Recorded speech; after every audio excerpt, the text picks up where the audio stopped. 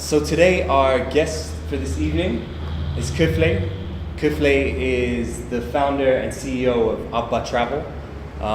We're excited to have him here this evening to share his story and to share the highs and the lows in the journey to where he got to. So thank you for joining us, Kilfe. I know you're a busy man, and so you have taken time out of your busy schedule to be here, and we really appreciate that. Thank you. I thought a great way to start would be just from the very beginning, your background, how you got to where you are running Abba Travel, and then we'll ask a little bit more about what Abba Travel is and who you guys are. So, Okay. Like I said, I'm Kilfe Burhani. Born outside of Addis and came when I was 1 year old, but living with my uncle, and later on we were moving to another part of the town. That's where I finished my high school and my university, and then I was working as a vet assistant, vet interpreter. But when I graduated college, I had an interest in setting up a business and working for an NGO. That's where I got an interest in running travel agency. okay. So you moved here from the north. So when you moved here, did you know what you wanted to do? Was there any? I guess it was with family. So yeah. Okay, let me tell the full story of my life.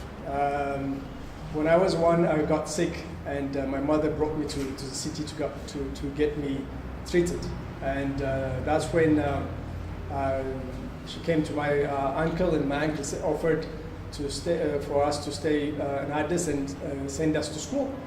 And the school, my mother decided that would be the best option for all the three of us.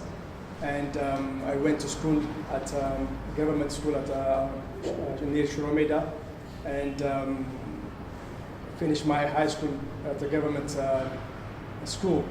And as I was growing up, teenage years, I started to develop bad relationship with some of my friends, and my uncle did not like that. So that ran me into trouble. So I had to move. I was kicked out, and I had to move with my mother to another part of the town. That's where I chose to pick my friends, because if I ran with bad friends, then I would not be a good person. So I started to study hard and finished my high school. I went into an English second language school where some missionaries were running, and that's where I learned my English, and that's where they gave me my first job as an interpreter for veterinary doctors. That's where from then I went to university, worked, and went to college. And in the meantime, I started about 4 businesses and failed.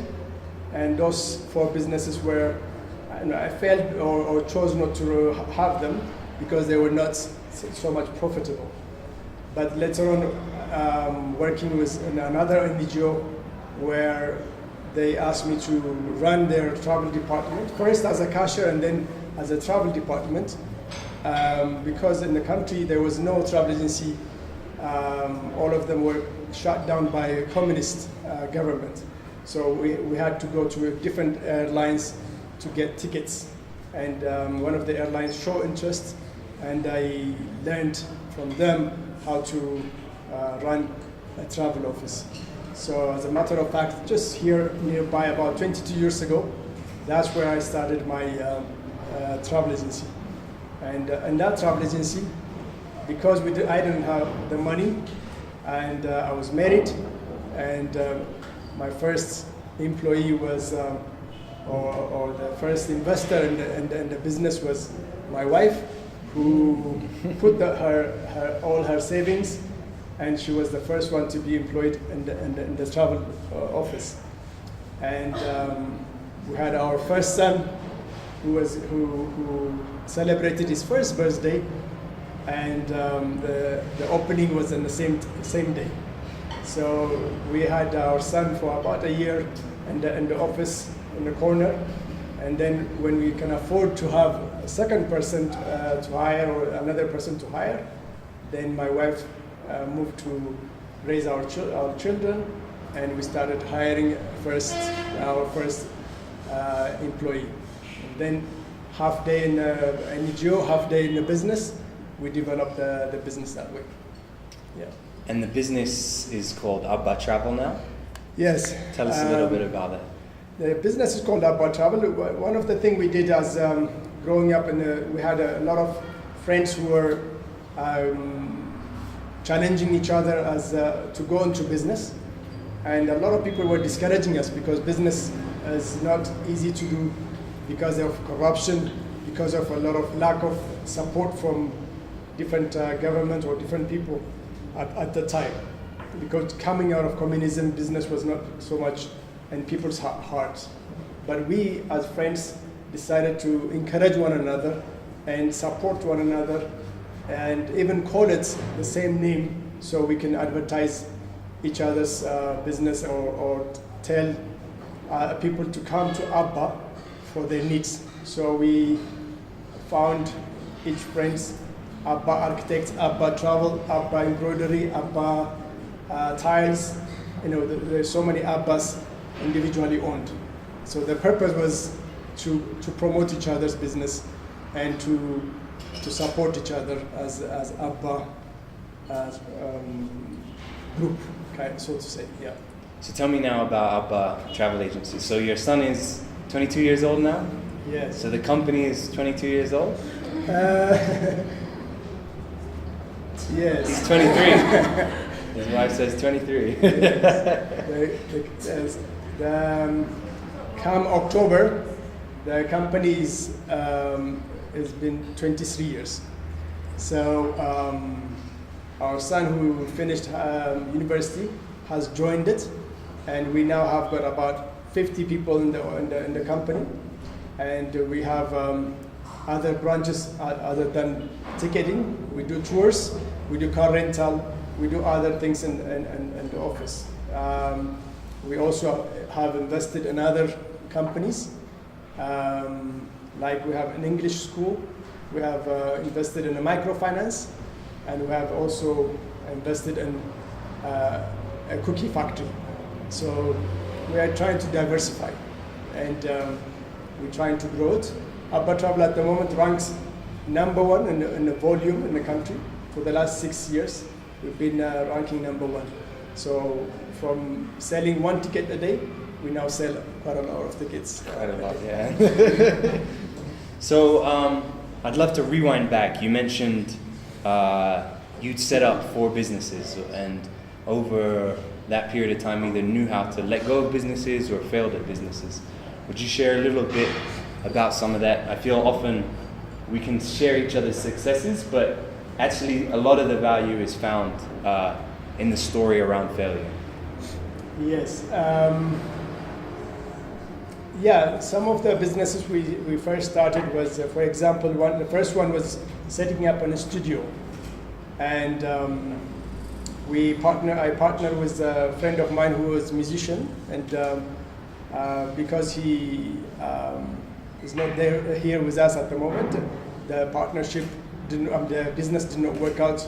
All the equipment we had to sell or rent for a few years, and then we did not continue. So the expertise was not there. So he passed away? Yes. Wow. He passed away, so we didn't continue with that. The second business was ceramics business, so making beads and different things. We did study a little bit in Kenya and UK and a few other places, but I could not see myself doing that business, and I did not see myself scaling it up, and I felt this is not something I want to continue to do, and I would like to see more people involved. So I said this is not something profitable or something I could continue. And if I wanted to go into industry, it needed a big investment. So I discontinued that because that was not. So in a way, we did some sample with different things, but we did not continue with it. The third one was because I was working in a vet clinic. I was fattening sheep and stuff. Those things also, were not my really passion. I could not see myself growing that also. So we started a little bit with as a sample, but we did not continue with that. Those are the examples. Yeah. Amazing. I think what's evident is from not just the start of the business, coming out of the Derg period and the climate not being easy. Often we can think our context is very difficult. You can't imagine how difficult it would have been for them starting out. But not only that, I think hearing Kilfe's story, when you start a business with a friend and then your friend passes away, there's something around just going through a difficult period to a resilience almost that's needed that I can clearly see you have to succeed at what you're currently doing. I'd love to hear more about where you went from, okay, the business is going well, to, okay, we're really taking off now. How was that journey from the start to there? Like I said, the Lufthansa, one of the airline managers, really encouraged me and taught me and how to do the business. And I had an idea on how to grow it, and I proposed to them, and they were very much interested in the idea, and they encouraged me to go into it. The idea is to consolidate a missionary or NGOs, the foreign community, to come under one umbrella and work with them. And at a time that really worked for me, because I had a good contacts and I had a good service for the NGOs. And they gave me a big discount, so that really attracted a big market for me. And that's how. So Lufthansa was an encouragement, and they were the one who gave me the big push. Yeah. And so at the time, as you're setting up this business, your wife is both your biggest investor and your number one employee now. What were some of the real difficulties that you had to face to move forward?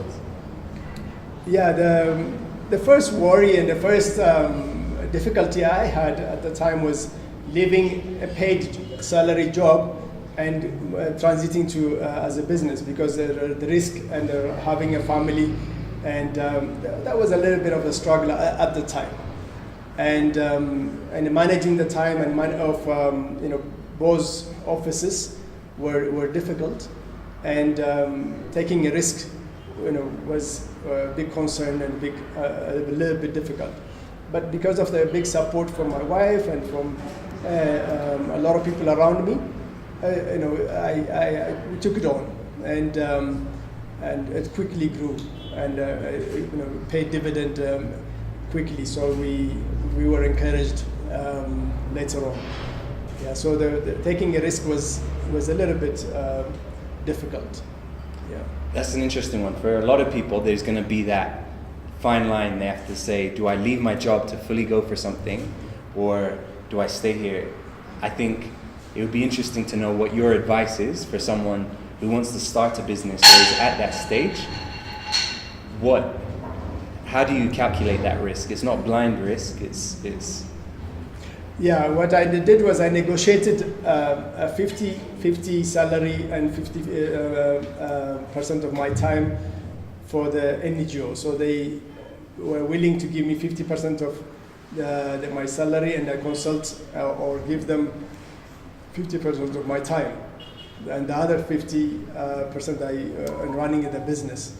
So I needed a little bit of negotiation with the company I used to work with. So that helped to have a smooth transition. Yeah.